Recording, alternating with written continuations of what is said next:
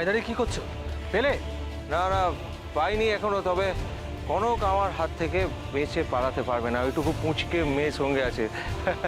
দেবুর সঙ্গে পাল্লা দিয়ে এখনো পর্যন্ত কেউ সেইভাবে আরে যে সোজা দাঁড়াতে পারছে না, দেবু সাথে পারলা।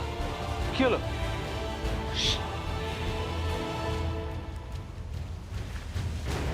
এই কনক, কনক, কনক, এইবার আমি তোমাকে পেয়ে গেছি। হ্যাঁ, এই আবার আবার টুকি টুকি খেলা শুরু করি। হ্যাঁ, সে আগের বারের মতো। হ্যাঁ, এই কনক, তুমি আসবে না? আমি যাব, নিজে যাব। হ্যাঁ কনক, এই কনক, কনক টুকি, এইবার আমি তোমায় ধাপ্পা দেবো। কনক, আমি ধাপ্পা দিয়ে দেবো তোমাকে। কি কনক, হ্যাঁ ভয় করছে? ভয় করছে না? হ্যাঁ, হ্যাঁ, এক, দুই,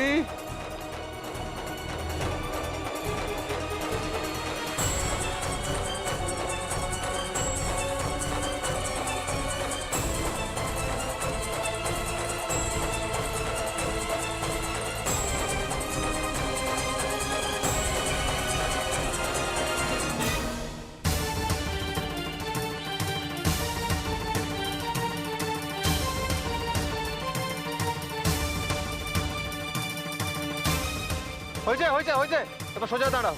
আরে এখানে কিছু, আরে চাষ করবে নাকি এখানে? এখানে এখানে হাঁ করে দাঁড়িয়ে চলবে না, চলো ওদিকটা চলো। হ্যাঁ, ওদিকটা যাও। এই আমার সাথে এসো। হ্যাঁ হ্যাঁ, এখানেই তো ছিল। কোথায় কোথায় গেল? এখানেই ছিল বলে মনে হচ্ছে।